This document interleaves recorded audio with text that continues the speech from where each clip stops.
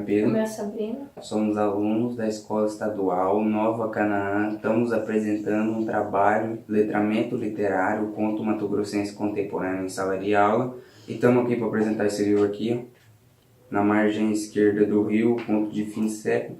Foi selecionado e organizado por Juliano Moreno, Mário César Silva Leite. Ele foi lançado em 2002 e a editora dele é Via Leteira. Ele tem 21 contos, cada conto de um autor. Nós vamos apresentar o Macauã que tem nele, e ele é do autor Ives Cuiabano Scaff. Esse conto, ele começa a contar no Xirão Bonito, que é um lugar bem afastado, assim, da modernidade. Ele fica perto do rio Cuiabá e ele cita duas lendas também, do minhocão, que é uma cobra gigante, que assusta os pescadores, e também cita a lenda do negrinho d'água, que ele puxa a ninhada dos pescadores e assusta as pessoas do rio. Ele tem garras e ataca as pessoas. Bom, o título, como já fala, Macauã, ele é mais conhecido em outras partes do Brasil como Acauã. Ele é um gavião e comedor de cobra, como eles falam, e diziam que o Macauã, quando ele sentava num galho verde, ele teria uma época de chuva. E quando ele sentava num galho seco, teria uma época de seca.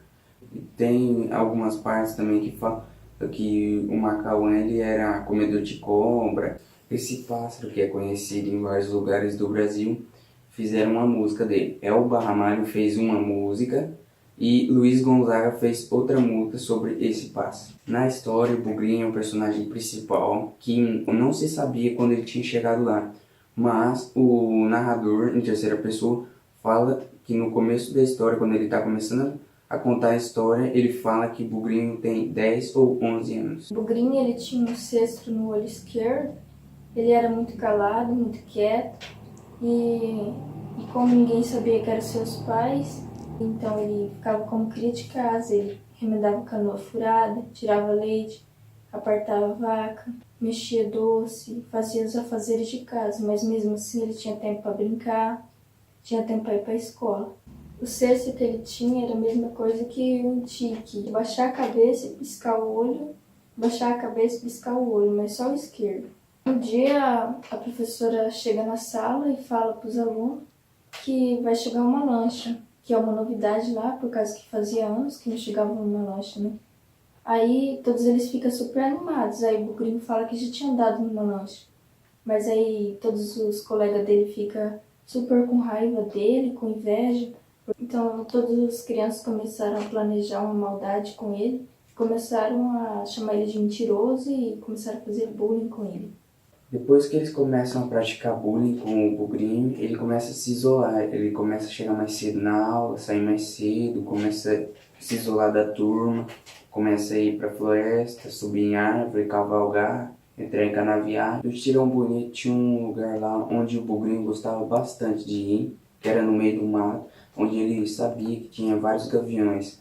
E o gavião que ele mais admirava lá era o Macauã, que ele imaginava o Macauã como o rei dos gaviões, que diziam que o Macauã é matador de cobra e etc.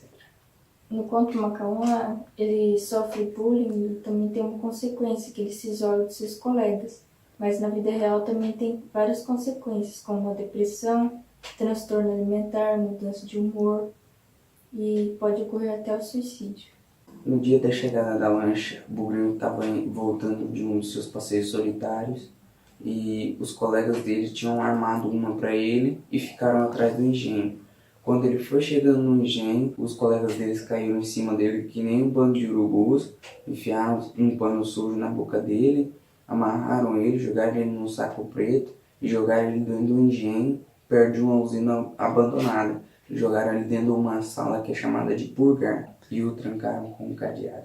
Tem uma passagem aqui no conto, que bem bonita, que eu vou ler, que fala sobre o ódiozinho que as crianças estavam sentindo.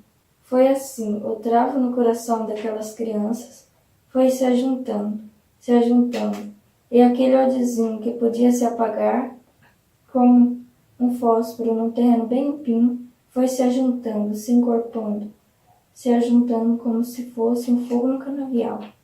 Então, as crianças deixaram a inveja tomar conta e esse desimpodia se apagar, foi aumentando e pegou fogo no coração delas e se alastou e pegou fogo como se fosse pegando fogo no canavial, por uma coisa mínima. Depois que prenderam o bugrinho dentro do engenho, ele ficou preso dentro da sala de purgar. A única saída era pela porta, mas estava trancada. E não tinha outras portas para ele sair. E tinha uma janela, mas era muito pequena e muito alta. E não tinha como ele subir, ele já tinha olhado por tudo. E cansou, acabou cansando, estava muito quente. E daí ele acabou dormindo.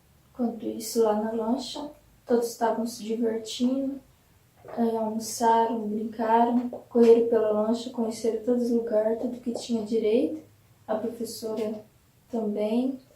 E depois os colegas lembraram que o bugrinho estava preso. Depois que a lancha foi embora, os colegas lembraram do bugrinho e eles começaram a discutir. E falaram que era para um soltar o bugrinho, mas tinham combinado. Só que daí todos eles foram lá para ver onde que o bugrinho estava. Aí quando chegaram no engenho, eles não acharam a chave. E procuraram. Aí depois que acharam, e abrem a porta e nós não podemos falar no final, mas nós recomendamos vocês lerem o conto e nós achamos muito interessante e algumas partes tem bastante suspense no conto e nós recomendamos para vocês. O final é surpreendente, eu gostei do final. Tchau, Tchau, galera. galera.